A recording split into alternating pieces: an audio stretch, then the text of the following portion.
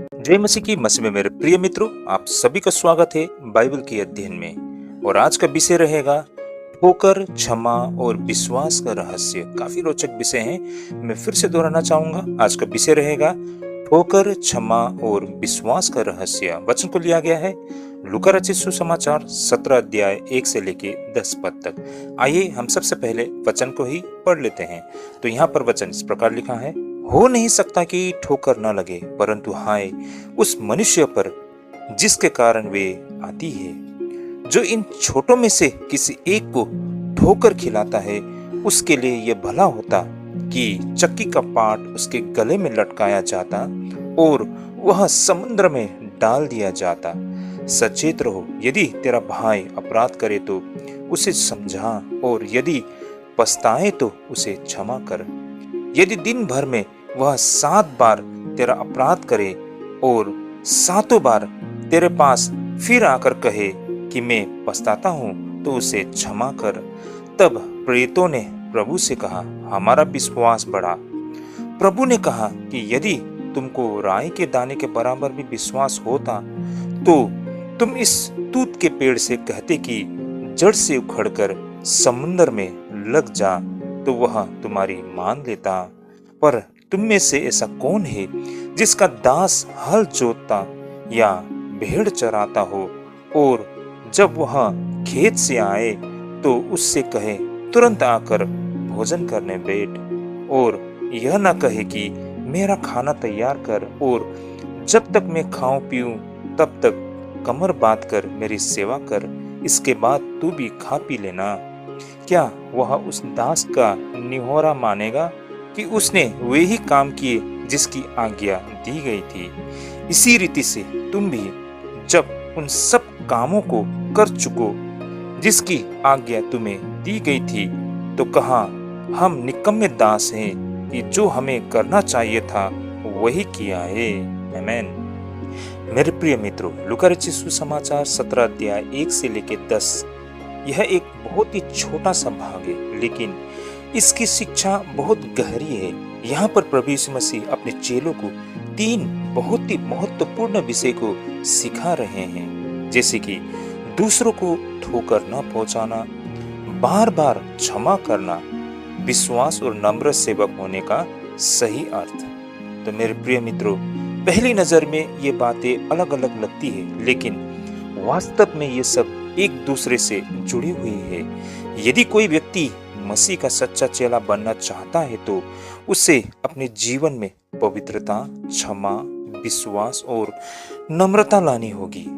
आइए भाई और बहनों, हम आगे बढ़ने से पहले इस पूरे पाठ की पृष्ठभूमि को समझने के लिए प्रयास करते हैं। तो इससे पहले लूका रचित सुसमाचार 16 अध्याय में प्रभु यीशु मसीह ने कई महत्वपूर्ण बातें सिखाई थी।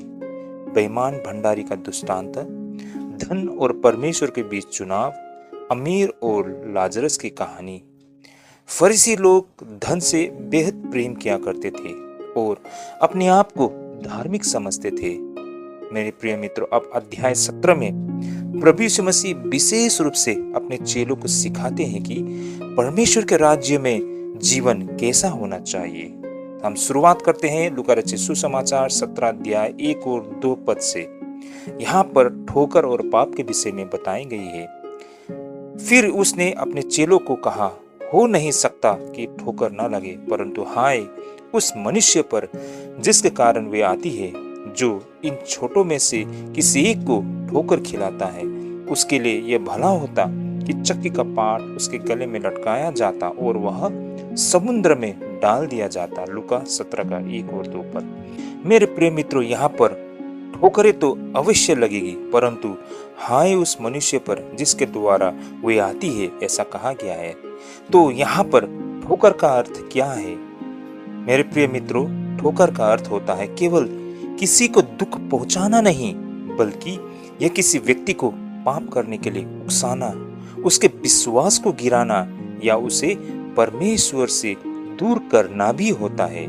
उदाहरण स्वरूप इसे हम इस प्रकार समझ सकते हैं, यदि कोई नया विश्वासी चर्च में आए हैं तो पुराने विश्वासी उसे देखकर कहते हैं, तू कभी अच्छा मसीह नहीं बन सकता। मैं फिर से दोहराना चाहूंगा, किसी दिन किसी मंडली में एक नया विश्वासी सेवा के लिए आया है तो उसे देख पुराने विश्वासी उससे कहे, तू कभी अच्छा मसीह नहीं बन सकता। या कोई चर्च का अगुआ चोरी, रिश्वत या अनैतिक जीवन जीता है तो ऐसे लोगों को देखकर लोग क्या कहेंगे? अगर यही मसीह जीवन है तो हमें मसीह नहीं बनना है, और यही ठोकर कहलाती है। मेरे प्रिय मित्रों, आज बहुत से ऐसे लोग जो अपने आप को मसीह विश्वासी कहते हैं, ऐसे लोग समय समय पर किसी दूसरे के लिए ठोकर के कारण बनते हैं। यही कारण यहाँ पर प्रभु यीशु मसीह बेहद कठोर चेतावनी देते हैं। जैसे कि कहा गया है, उसके गले में चक्की का पाट बांधकर समुद्र में डाल दिया जाना उसके लिए अच्छा होता। यह कोई छोटी बात नहीं है, बल्कि परमेश्वर विशेष रूप से उन लोगों की चिंता करते हैं जो विश्वास में छोटे हैं। जो व्यक्ति जानबूझकर किसी को पाप में गिराते हैं, वह परमेश्वर के न्याय के अधीन भी आते हैं। मेरे प्रिय मित्रों, आज के समय में भी ठोकर कैसे बन सकते हैं? जैसे कि गलत शिक्षा देना, पाखंडित जीवन जीना, सोशल मीडिया पर झूठा प्रचार, दूसरों को पाप करने के लिए प्रेरित करना और नए विश्वासियों का मजाक उड़ाना। इन सारे कारणों से आज बहुत समय पर जो अपने आप को विश्वासी कहकर बहुत गर्व करते हैं, वे लोग किसी ऐसे लोगों के लिए ठोकर का कारण बनते हैं। हमें अपने ऊपर ध्यान देने की आवश्यकता है। जैसे कि कहा गया है कि अपने विश्वास में सावधान रहो। प्रभु यीशु मसीह पहले दूसरों के नहीं, अपने जीवन की जांच करने को कहते हैं। आज लोग दूसरों की गलतियां जल्दी देखते हैं, लेकिन अपने पाप को तो नहीं देखते हैं। हर विश्वासी को रोज अपने आप से पूछने की आवश्यकता है कि क्या मेरे कारण कोई विश्वास में कमजोर हो रहा है? क्या मेरा व्यवहार दूसरों को परमेश्वर से दूर कर रहे हैं? इन प्रश्नों को हर समय हमें अपने आप से पूछने की आवश्यकता है। हमें अपने आप को जांचने की, परखने की आवश्यकता है। ऐसा नहीं कि जो मुंह में आया वही बोल दिया, जो दिखा वही मान लिया। हमें व्यवहारिक होना, अपने विवेक की प्रयोग करने की आवश्यकता है और उन हर एक वचनों को स्मरण करने की आवश्यकता है। आगे हम देखेंगे लूका रचित सुसमाचार 17 अध्याय 3 पद को, जैसे कि यहाँ यदि भाई पाप करे तो क्या करे, इस विषय पर बताया गया है। जैसे वचन में लिखा है, सचेत रहो, यदि तेरा भाई अपराध करे तो उसे समझा, और यदि पछताए तो उसे क्षमा कर। तो कहने का मतलब, यदि तेरा भाई पाप करे तो उसे समझा कहा गया है। प्रभु यीशु मसीह नहीं कहते हैं कि उसकी बुराई सबको बताओ, वे कहते हैं कि पहले प्रेम से समझाओ। इसे हम इस प्रकार समझ सकते हैं, यदि चर्च का कोई भाई झूठ बोल रहा है तो सोशल मीडिया पर पोस्ट करने के बजाय प्रेम से निजी रूप में बात करने की आवश्यकता पड़ती है। उद्देश्य अपमान करना नहीं, बल्कि सुधारना होना चाहिए।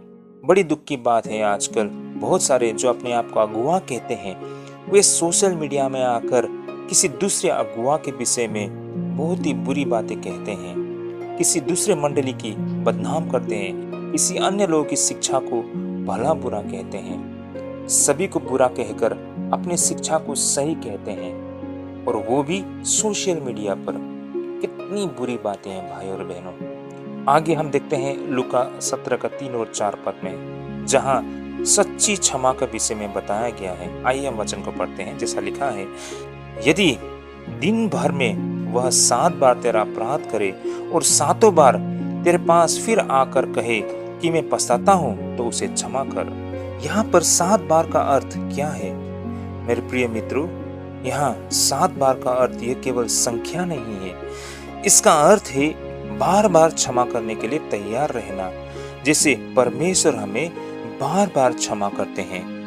आप कल्पना कीजिए, हम परमेश्वर के विरोध में कितनी पाप करते हैं, उनकी आज्ञाओं को तोड़कर, उनके विरोध में जाकर, और हम जब क्षमा करते हैं तो प्रभु हमारे पापों को क्षमा भी करते हैं। तो मेरे प्रिय मित्रों, अगर कोई भाई बहन सचमुच मन से वो पश्चाताप करते हैं तो उन्हें हमें क्षमा करने की आवश्यकता पड़ती है। और भाइयों और बहनों, इसका मतलब ये है कि उस भाई ने जिसे क्षमा मांगी है, जिन्होंने पश्चाताप किया है, वो भाई उस पाप में दोबारा नहीं लौटेंगे। पश्चाताप का अर्थ यही बनता है।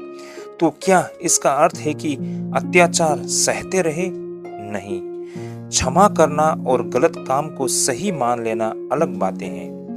क्षमा का अर्थ है बदला न रखना है, लेकिन बुद्धिमानी और न्याय भी आवश्यक है। व्यवहारिक उदाहरण से हम इसे इस प्रकार समझ सकते हैं। पति ने गलती की, पति ने क्षमा कर दिया, लेकिन इसका मतलब ये नहीं है कि गलत को अच्छा मान लिया है। क्षमा हृदय का विषय है, जबकि विश्वास दोबारा बनने में समय लगती है। मेरी इन बातों को हम सब समझ पाए होंगे। आगे हम देखते हैं लूका 17:5 में, जहां पर चेलों की प्रार्थना के विषय में बताया गया है। जैसे कि वचन में लिखा है, तब प्रेरितों ने प्रभु से कहा, हमारा विश्वास बढ़ा। ऐसा प्रेरितों ने क्यों कहा, हे प्रभु हमारा विश्वास बढ़ा? जब प्रेरितों ने यीशु मसीह से ये सुना कि उन्हें इतनी क्षमा करनी होगी, तो उन्हें लगा यह हमारे बस की बातें नहीं है, इसलिए उन्होंने विश्वास बढ़ाने की प्रार्थना की। मेरे प्रिय मित्रों, इस बात में हकीकत है।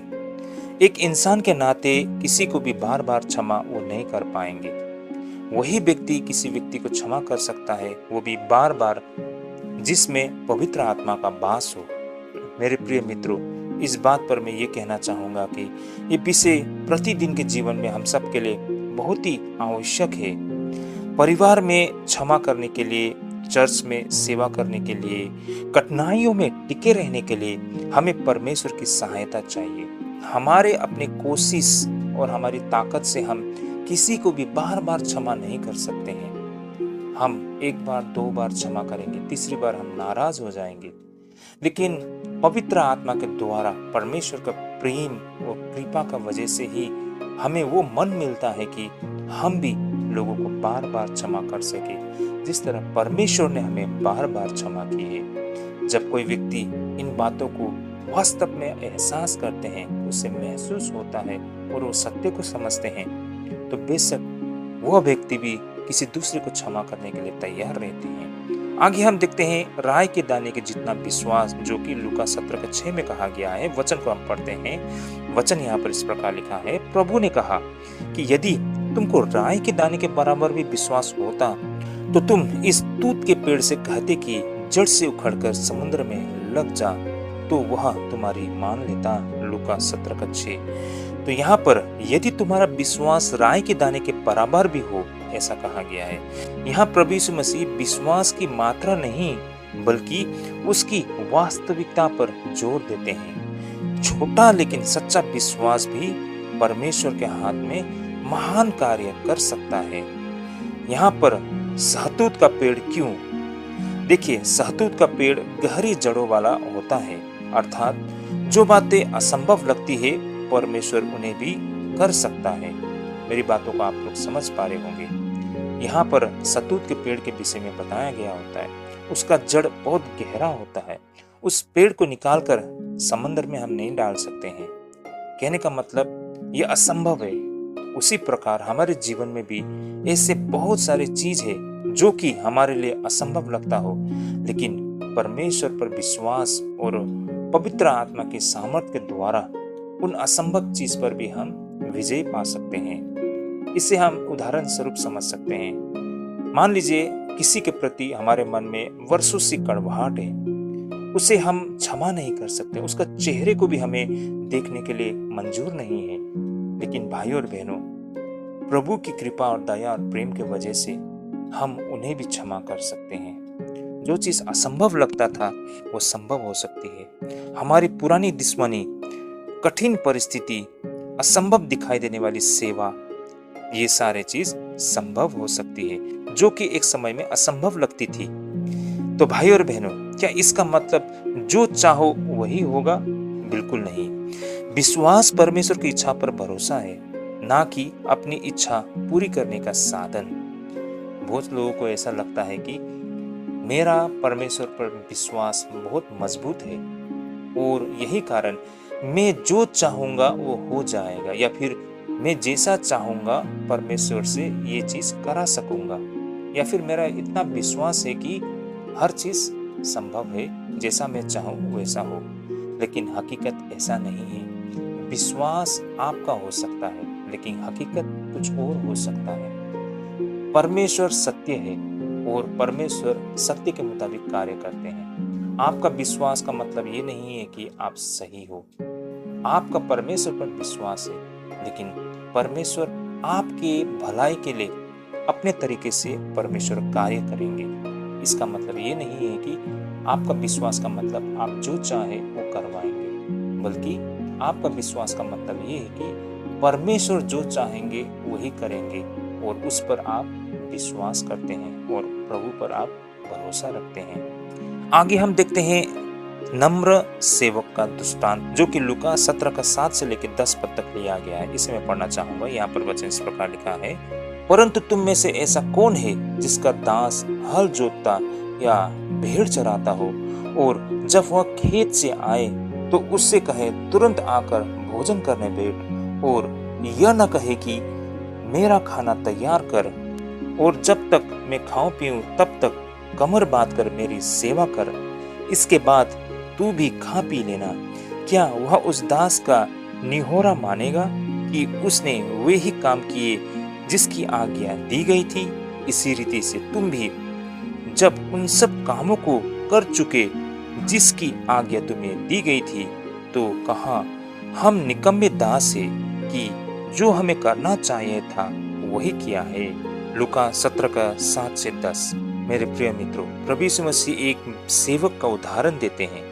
यदि सेवक खेत में काम करके वापस आए तो मालिक पहले उसे खाना बनाने को कहता है, उसके बाद सेवक स्वयं खाता है। शिक्षा क्या है? मेरे प्रिय मित्रों, प्रभु यीशु मसीह ये नहीं सिखा रहे हैं कि मालिक निर्दयी होना चाहिए। वे उस समय की सामाजिक व्यवस्था का उदाहरण लेकर आत्मिक सत्य समझा रहे हैं।